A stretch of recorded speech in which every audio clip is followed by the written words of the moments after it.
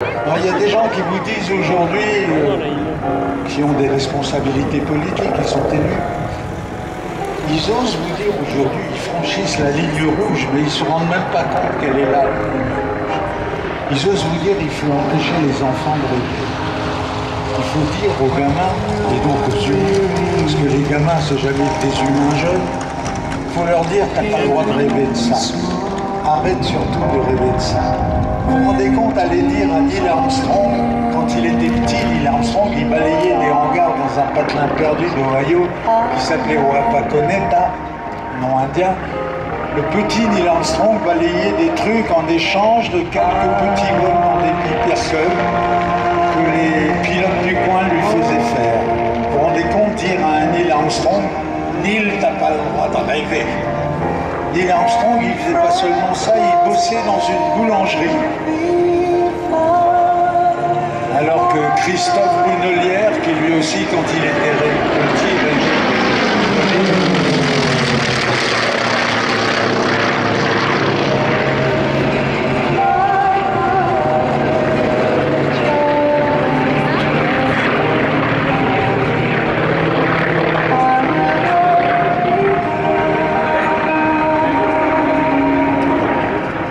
Neil Armstrong, quand il était petit garçon, il balayait les hangars en échange de quelques petits vols dans un pipercule. Puis il bossait dans une boulangerie parce qu'il gagnait quelques cents et avec ces cents, ça faisait des petits dollars. Et avec les petits dollars, il se payait ses premières heures de vol. Et puis le petit Neil Armstrong, il ne savait pas qu'il allait faire à 19 ans la guerre du Vietnam, qu'il allait faire 70 missions depuis un porte-avions. Un jour, il allait passer à travers une ligne à haute tension et il laissait un tiers de son aile gauche, qu'il avait réussi à ramener l'avion jusqu'au-dessus de chez lui, qu'il avait sauté en parachute, qu'il allait tomber dans une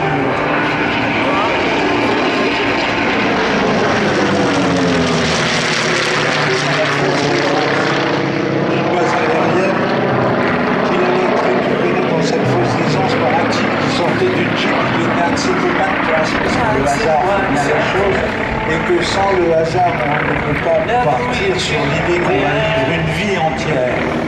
Et le hasard donc l'avait fait survivre, et puis après il avait continué de rêver. À 21 ans, il était rentré de la guerre, et il distribuait les journaux sur un campus pour se payer ses études, et puis il avait passé des diplômes d'ingénierie, et puis il était devenu scientifique, si on peut dire. Il était entré à la NASA comme ingénieur et pilote et il s'occupait du vol en planeur. C'était pas très prestigieux, ni très compliqué. Et puis il avait grandi des échelons et il s'était retrouvé piloté sur le premier avion spatial de l'histoire, le X-15. Et puis il y avait eu une sélection à la NASA, il l'avait passé, il avait été recruté comme astronaute. En même temps d'ailleurs qu'il perdait sa petite fille de 4 ans, d'une tumeur au cerveau. Et il avait appris dans la vie.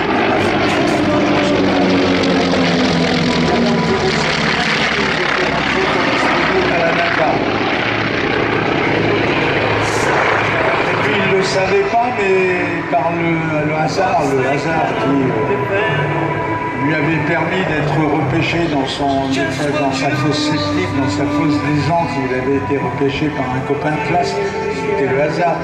Et puis le hasard avait fait qu'il avait été choisi pour mener une mission qui s'appelait Apollo 11 en direction de la Lune, et que si Apollo 10 avait eu le moindre problème, et Dieu sait que des problèmes il y en avait, eh bien, il n'aurait pas été le premier homme à marcher sur un autre corps céleste que la Terre, qui est notre maison d'origine. Alors dire au petit Neil Armstrong ce qu'il avait le droit de rêver ou de ne pas rêver, ça fait partie des impossibilités. On n'a pas le droit. Il y a des conneries qu'il ne faut pas dire et qu'il ne faut pas faire, et quand on a des responsabilités, il faut les prendre. N'importe quel aviateur, quand il est au bout d'une piste, qui va avancer la manette de gaz, lâcher les freins et quitter Terre, n'importe quel aviateur prend des responsabilités, des vraies responsabilités. Alors il y a un moment où il faut arrêter d'être enfantin et infantile, il y a des moments où il faut être adulte. Je ne dis pas que tous les aviateurs sont adultes, je sais que chez les aviateurs il y a très carré, et il y en a même beaucoup. Enfin, statistiquement il n'y en a pas plus là qu'ailleurs. Et les aviateurs, et quand je dis les aviateurs, je dis aussi les aviatrices, parce qu'on est dans un monde de fous où on a tendance à vouloir séparer les femmes des hommes. Mais qu'est-ce que c'est? C'est inséparable. On est fait pour être ensemble, et puis en plus c'est agréable. Donc, il va falloir qu'à un certain moment, on arrête d'aller contre la nature et qu'on redevienne ce qu'on est au départ.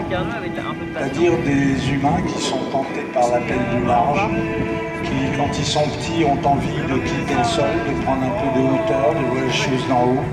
Parce que même avec un pipercum, un soir tranquille, comme tout à l'heure, quand le meeting sera fini, vous prenez un pipercum, vous montez dedans.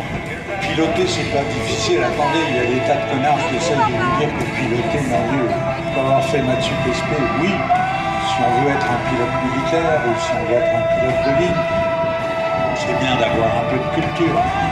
Mais l'important, c'est si vous savez faire du vélo, vous savez voler. On se penche dans les virages, et si on ne va pas assez vite, on tombe. C'est à peu près simple. Donc, piloter, c'est pas compliqué. Piloter, c'est à la portée de tout le monde. Et la grande vérité, c'est que quand on monte au ciel de son vivant, on prend un peu de hauteur, on voit les choses un peu plus haut, on comprend à certains moments certaines beautés. J'ai un fils qui est pilote de ligne à qui il arrive le matin de rentrer en me disant « Oh putain, j'ai vu le soleil se lever sur l'Himalaya, tu peux passer là. » Oui, je sais que lui sait aussi, et que c'est à partir de sensations